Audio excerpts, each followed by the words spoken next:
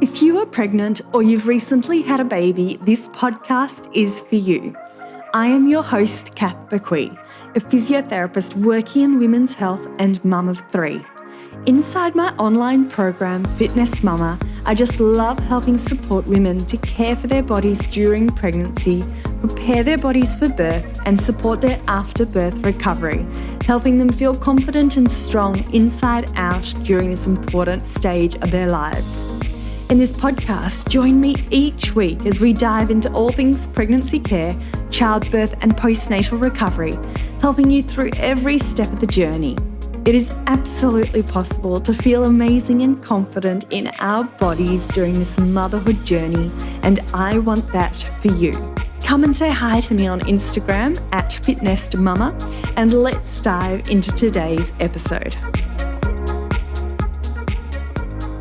Hello and welcome back to another episode of the Pregnancy, Birth and Recovery podcast. So today, a brief episode, we're discussing 3 things to help with your pelvic floor recovery after birth. So preferably you're listening to this if you're pregnant, but if you've had your baby, it's still relevant to you, especially if you're planning future pregnancy down the track. And this is also relevant whether or not you have a vaginal birth or a cesarean birth. The cesarean birth, you won't need one of the aspects, the perineal massage, but all the other things will still be relevant for you. So, super quick episode. Let's dive straight into it today. So, 3 things to help with your pelvic floor recovery after birth. So just quickly, why do we want this? We want this because pregnancy and childbirth are big risk factors for pelvic floor issues. So here we're thinking things like incontinence, so that accidental leaking when you cough or sneeze or laugh. You don't want to be leaking when you're running. Prolapse symptoms is another one. So that feeling of pelvic floor heaviness, vaginal lump or bulge, they're the sort of symptoms we're talking about, among others. So let's talk about a few hopefully preventative strategies that you can use. This is research evidence-based. I'm always keeping up to date with the latest literature. If you have heard of anything that's contrary to this, with new research that's come to light, please come and send me a message. Come and send me a DM on Instagram @fitnessmama. And I will always be updating these episodes too as new research comes to light, because it is a really exciting area. There used to be nothing on this, like incontinence, pelvic floor issues, birth. Like there used to be nothing in the research literature. Just routine episiotomies used to be given.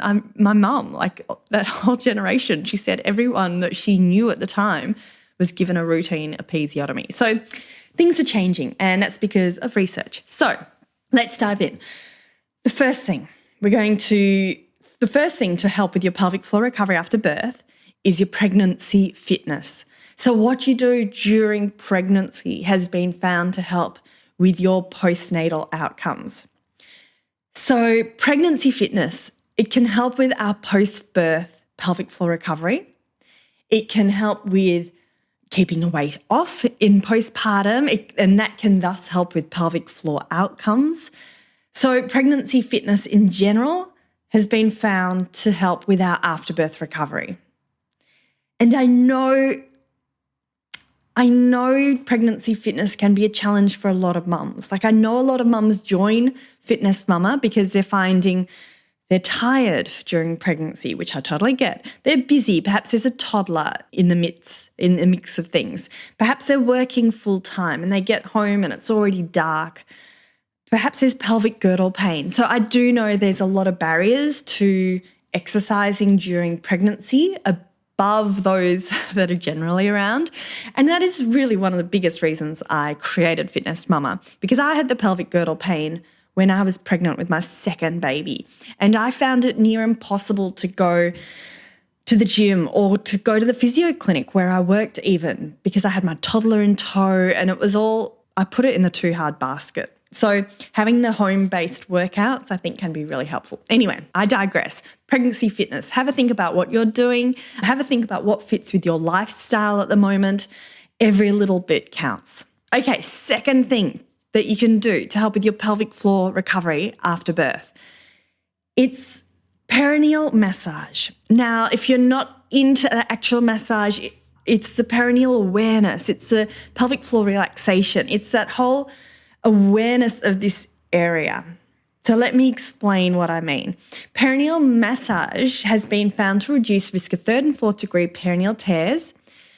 It's been found to help with a reduction in instrumental delivery, and thus it has been found to help with those postnatal pelvic floor outcomes. So it's really exciting that there's evidence for something that's, it's cheap, it's free, something that you can do yourself. It doesn't require any instruments. But I also know it can be hard to access when you're 36 weeks pregnant. I know that it can be uncomfortable. I know that personally, I did not feel like putting my thumb or anything down in that area when I was 36 weeks pregnant. So that's why inside Fitness Mama, I teach mums how to do perineal massage. But I'm so sure, and I'm sure there's going to be more and more research backing this up, it's not just the actual perineal massage that's important.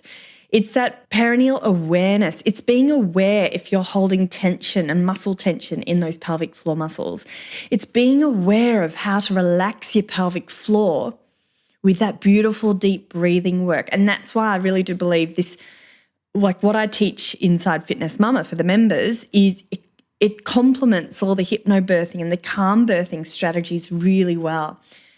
Because it's the whole notion of if you're let's say you're in labour and you're getting surges and there's perhaps a bit of discomfort associated with those surges, it's learning some strategies to help release and relax and work with those surges rather than fighting against them and tightening up all your muscles. Because if you think about a door, we want that door to open, and we want that birth canal to open to let the baby come through. We don't want to close the doors and, close up that birth canal with muscle tension or gripping with your pelvic floor muscles because you're in discomfort. So learning some strategies that you can do when you're still pregnant and practice some of those strategies. It doesn't necessarily involve perineal massage. As I said, it's an awareness, it's a pelvic floor relaxation, all those sorts of things. So if you're not sure how to access that information, come and join our free 7-day trial and check out that little section inside our member hub. Okay, the third thing we can do to help with our pelvic floor recovery after birth, and I'm really excited by this, the research is pointing to the fact that these first 6 weeks, it's all about protection of our pelvic floor post-birth. So hear me out. This isn't a time, if we've had our baby, this isn't a time to think, okay, I'm going to get strong again. I'm going to start doing heaps of pelvic floor exercises and strength. It's a time that research is pointing us to the fact that if we can really help with that protection of that area in those first 6 weeks, it helps with those after-birth recovery outcomes. So what do I mean by protection? I'm talking about things like horizontal rest. So you're taking the weight of gravity off the pelvic floor. If we think about our pelvic floor area, it gets stretched during pregnancy and birth. It's like an elastic band that's been stretched, and we want that natural recoil to occur as much as possible. So horizontal rest, and I don't mean lying down all day. I mean little bursts of 5-minute rests during the day in those first 6 weeks is one strategy. Avoiding constipation.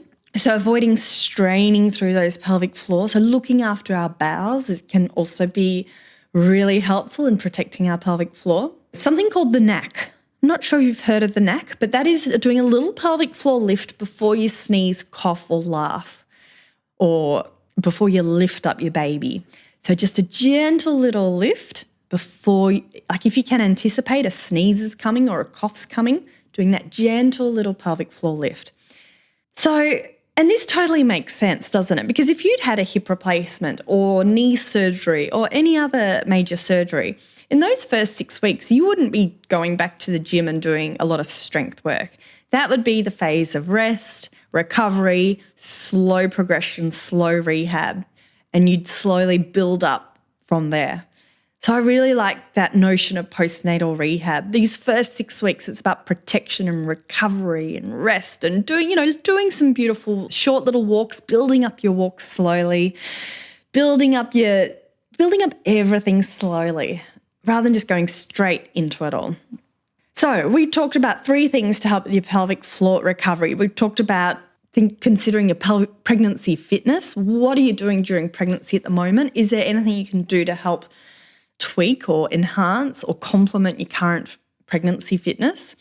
We've talked about perineal massage or perineal awareness, pelvic floor relaxation, strategies for birth.